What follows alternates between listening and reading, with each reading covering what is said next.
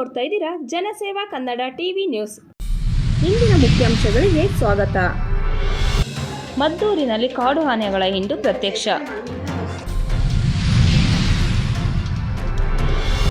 ಮಳವಳ್ಳಿ ಭಕ್ತರ ಸಮ್ಮುಖದಲ್ಲಿ ಶ್ರೀ ಲಕ್ಷ್ಮೀ ನರಸಿಂಹಸ್ವಾಮಿ ಬ್ರಹ್ಮ ರಥೋತ್ಸವ.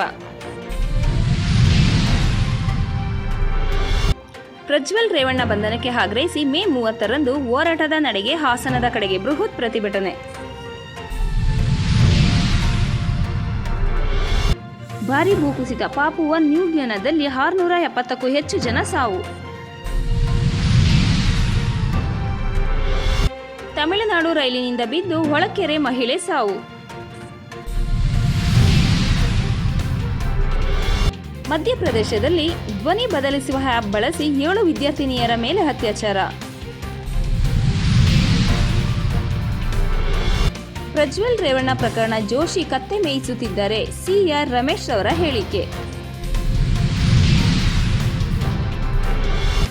ಮಾದೇಶ್ವರ ಬೆಟ್ಟದಲ್ಲಿ ರಸ್ತೆಗೆ ಅಡ್ಡಲಾಗಿ ಬಿದ್ದಿರುವ ಬಂಡೆ ಮತ್ತು ಮರಗಳು ತೆರವಿಗೆ ಆಗ್ರಹ.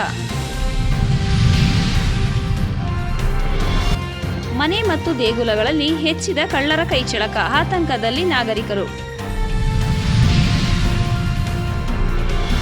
ಪ್ರಜ್ವಲ್ ರೇವಣ್ಣ ಬಂಧನಕ್ಕೆ ಆಗ್ರಹಿಸಿ ಮೇ 30ಕ್ಕೆ ಹಾಸನದಲ್ಲಿ ಬೃಹತ್ ಪ್ರತಿಭಟನೆ, ಬಹಿರಂಗ ಸಭೆ.